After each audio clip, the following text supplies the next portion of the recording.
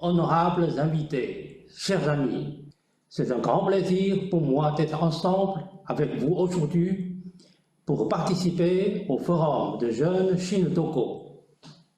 Je voudrais tout d'abord saluer cette initiative de CGTN français en collaboration avec la TVT, de l'organisation de ce forum, qui offre une belle opportunité d'échanger avec vous, jeunes et moins jeunes, qui s'engagent dans le développement des relations sino-togolaises.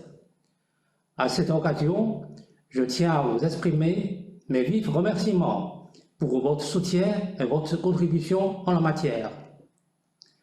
Depuis un demi-siècle, la Chine et le Togo restent toujours bons amis, bons frères et bons partenaires, comme l'a dit le président Xi Jinping lors de sa rencontre avec le président Faure Essojimna Gnassingbé.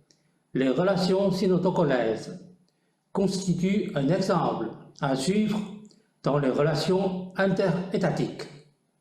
À mon sens, le partenariat cinquantenaire Chine-Togo peut se résumer en quelques mots, à savoir amitié sincère, confiance mutuelle, coopération gagnant-gagnant.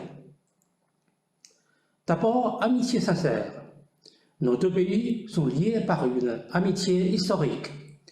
Depuis les années 1970, les échanges entre nos deux pays ne cessent de s'intensifier, de s'élargir, de se diversifier à tous les niveaux et dans les différents domaines. Mes compatriotes chinois au Togo vivent en harmonie avec leurs voisins togolais. À chaque commune que j'ai visitée au Togo, j'ai pu bénéficier d'un accueil chaleureux des habitants locaux. Tout cela pour dire que les sentiments d'amitié sont spontanés et indéfectibles entre les peuples chinois et togolais. Deuxièmement, confiance mutuelle. La Chine et le Togo se prêtent mutuellement soutien sur les questions touchant aux intérêts vitaux de part et d'autre et plaident ensemble pour la justice et l'équité dans le monde. Ce soutien mutuel s'avère plus précieux au moment difficile. Face à la Covid-19, les deux chefs d'État ont échangé des messages de solidarité à maintes reprises. La Chine a fait acheminer une grande quantité de vaccins et de matériel médicaux au Togo. Des jeunes Togolais se portaient volontaires dans les services de soutien et de sensibilisation en Chine. Troisièmement, coopération gagnant-gagnant.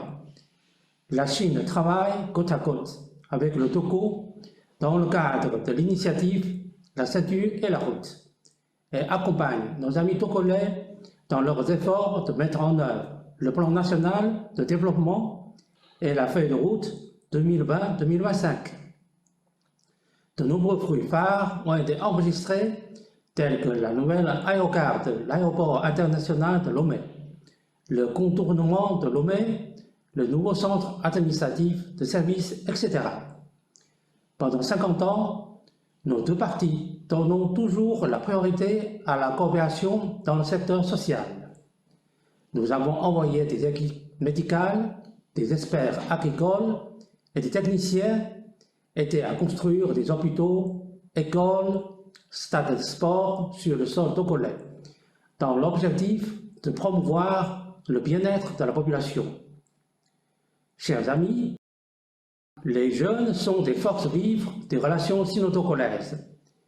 Parmi les invités d'aujourd'hui, certains sont rentrés au Togo après leurs études en Chine, certains ont appris le chinois à l'Institut Confucius et travaillent dans des entreprises chinoises. Certains ont créé des chaînes au sujet des cultures chinoises et togolaises sur les réseaux sociaux.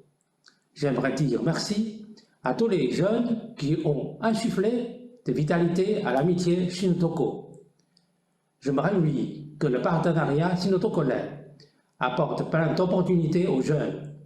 Nous accordons chaque année des bourses à des dizaines d'étudiants togolais pour poursuivre leurs études en Chine.